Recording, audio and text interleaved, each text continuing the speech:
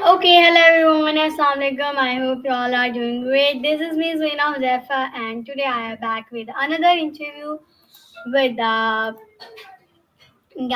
and episode 38. And I will welcome you all in Debate Talks. So, in this episode, we bring an inspiring conversation between me and uh, young friend from Neha School. And today we talk to Garrett Mixophil and sharing his journey and perspective. So, topic we discuss about the power of AI in education, building a brighter future, technology, personal growth, and also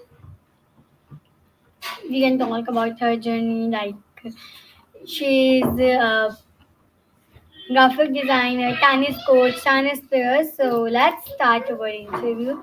Uh, Hi Gareth, how are you? No, no, good on you. Glad to be here. So awesome. Can you please introduce yourself? So I am currently 25 and I'm in the middle of a big career change. So obviously been a designer for 3 to 5, 6 years, but it's an industry that's very toxic and it doesn't appreciate the people that work in it. So now I'm looking to become a coach slash tennis player that can earn a bit more money and try and figure out a way to be more independent and yeah, just to try and see what I love doing. But yeah, so that's basically me in a nutshell to keep the long story short. But yeah, last couple of years. But anyways, cool. Any other questions or anything you may have So for me? I have okay. So my first question is that what was the main inspiration that led you to choose graphic design as your career? I've got family. My grandfather started his own business. My aunt carried it on, and then I decided to study it and got my certificates. But unfortunately, my diploma Ooh. they stalling it. So now I'm a little bit annoyed with that. So instead of waiting for that, I'm trying to get other certifications and stuff in the meantime because it's taken over a year or two just to get a piece of paper. But yeah, so more politics in my country than anything else, and but not anything on my end, which is interesting, to say the least. Yeah. So, anything else? Oh, I have okay. So which design software and tools do you consider most important for your creative process? I love Adobe, but I'm more into Corel Draw. Corel Draw is very technical, so I've got a very technical mind. I've been in signage for over 3 years, so I know all the shortcuts and all of that, and I've helped train a couple of people. At least there's a couple of guys in my workplace that have gotten ahead of me that are younger than me, which is awesome. And it's kind of one of those things where I've at least helped one or two people, realizing it or not. It's been awesome just to like advise others. So yeah, no, I'm quite good at Corel Draw. Illustrator's not my thing. Photoshop not really, but I love doing creative things in Corel Draw. So yeah. Nice, that's nice. So when you face creative block, what strategies you use to overcome it? A lot of it is to take a bit of a break. Sometimes I'm actually watching a lot of anime and Netflix series at the moment. So when in my downtime is a good time to overcome it. Even stuff like take a nap, sleep early, rest. Because sometimes if you're overworked, you're not creative. So it's one of those things where rest is important. People overlooked how good it is to sometimes take a week break or take a night just to sleep, drink some tea, and just take a breather. Sometimes that can help you be more creative the next day or the next week. So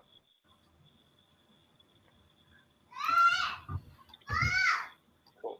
But yeah, any other questions I can answer them? So Okay, one of the yeah, things. sure, sure. How will you describe your unique design style? I'm Okay, so the thing very is that how will you describe your OCD. unique design style to someone uh, unfamiliar with your work? It's more of a thing where I go from a very planning stage. So in the beginning, I might take a while to get something done, but it's because I'm trying to see what could go wrong, and then I figure out, okay, that's gonna go wrong. How do I fix it? Then I fix it. So look at design as a problem-solving thing, not as a creative thing. So you come from a different angle, because sometimes a pretty picture doesn't cut it. So you have to find a way to creatively solve a problem.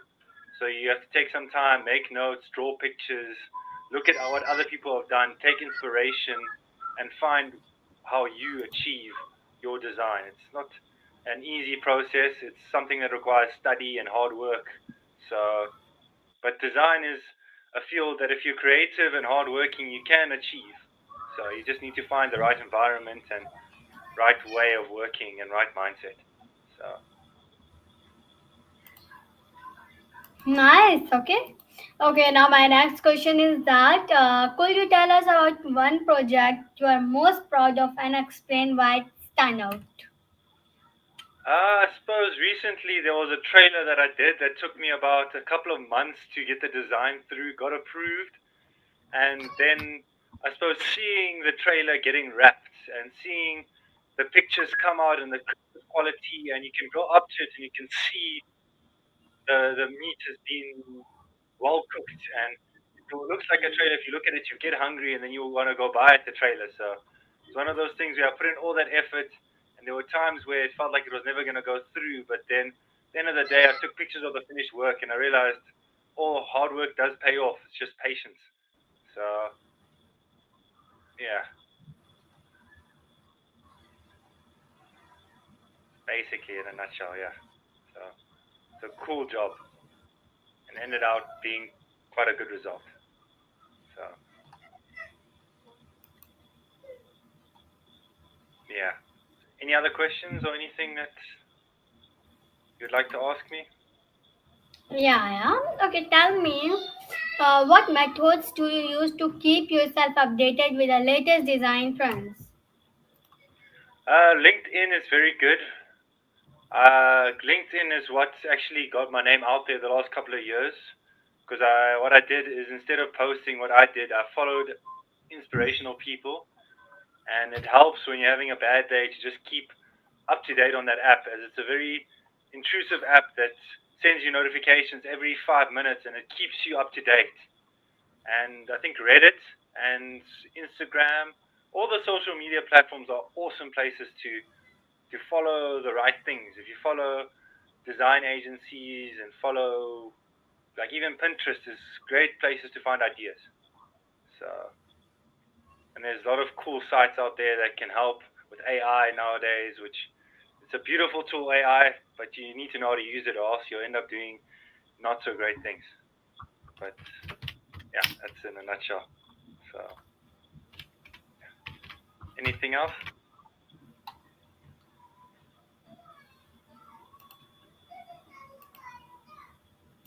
Cool. Okay, now tell me that do you prefer working on client-based project or independent creative work, and why?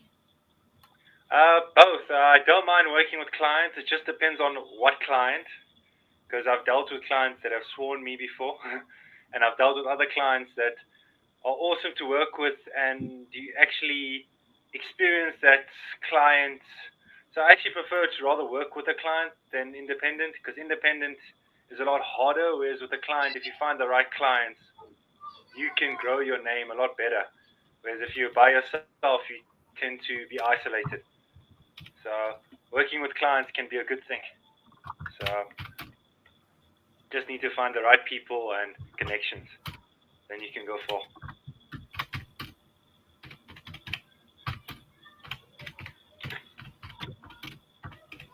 Oh, cool. Okay.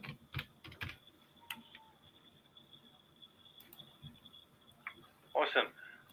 Anything else about Okay, now tell design me, or what do you apply the principles of color hierarchy in your design decisions? I suppose what I learned in college is a lot about color theory is important, because you need to know your colors and you need to know your program. I think if you're using Adobe Illustrator, you need to do a lot of practice work on YouTube, do a lot of tutorials, and you need to actually work on the program daily. If you don't work on a program daily, you lose your ability. I've seen it before where a manager came in and he didn't know Corel Draw, and it can be a thing where if you don't know your program, you can't design. And that's an important thing. You need to know Corel. You need to know Photoshop nowadays is a very important tool, and even knowing the basics is incredibly important. So, but that's basically it. Just need to know your program and need to know how to do a logo, how to be creative in a busy environment. If everything's noisy around you, how to block it out and focus on getting the work out, because work environments can be a little bit noisy at times. So that's always a factor you have to think of when you start applying for jobs and things. So it's not a quiet room. A lot of places have unexpected noises and things, which is a cool thing to know how to adapt to in the workplace. So, but yeah.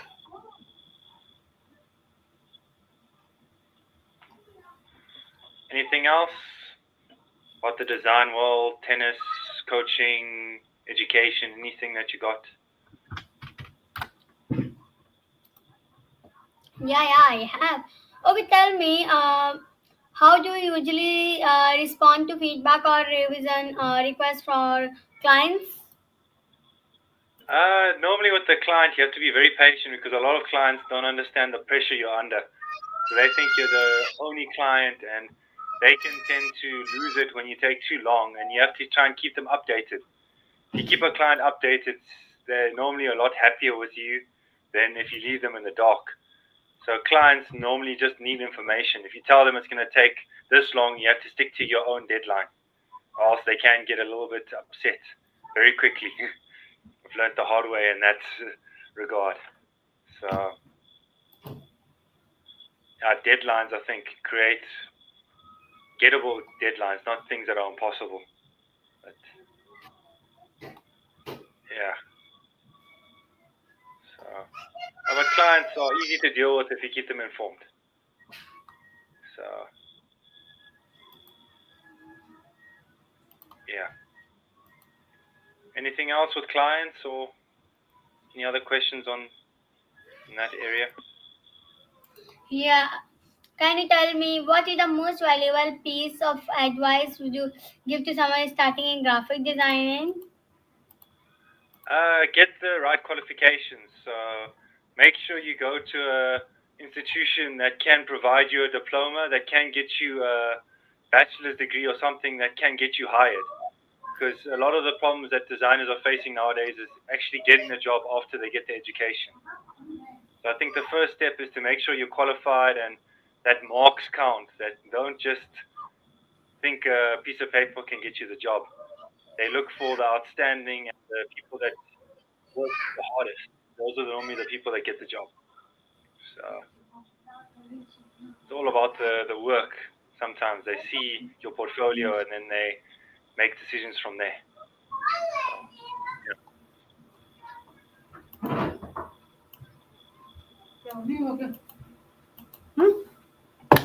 Okay, now tell me, what inspired you to begin your journey as a professional tennis coach? My brother's in the field, so he's been a coach for over 7 years now. So he's always been a role model, and I suppose I've played tennis all my life so far. So I suppose I know a lot more than people think about when it comes to coaching and tennis and all of that. So kind of a thing where if I can get involved in that, I can start inspiring more people and doing something that I love. And that's kind of the reason behind a move into coaching, and because coaching is a lot more, I don't know, it feels right. Apart from being behind a desk all day, rather be outside, enjoy the sun, and teach kids, teach anyone how to play the game, and then hopefully it gets results and yeah, can be more fun It's a passion. So yeah. Okay, nice. So, what advice will you give to young players who dream of becoming professional tennis athletes? I suppose don't always try to win, because sometimes people take winning too seriously. Rather have fun, and if you train hard enough, the win will come. Because if you force the win, then you can tend to get a little bit overwhelmed, and winning is not everything. Even though a lot of people win and they say winning is everything, it's not about winning, it's enjoying the game. If you enjoy the game, you'll end up winning more and you'll end up being an inspiration. Because winning isn't everything. You need to learn how to lose, because then you can learn from your losses. Because losing isn't a bad thing. Sometimes it can be educational. Because if you win all the time, you can get a bit bored. So rather lose one or two matches so that you can win the next one and win the important matches. Because that's what counts sometimes in tennis. You can win everything and still get nowhere. It's about winning in the right circumstances and winning in the right attitude. So, yeah. Okay, now we can end our interview and let's meet again in another superb interview. Allah Hafiz.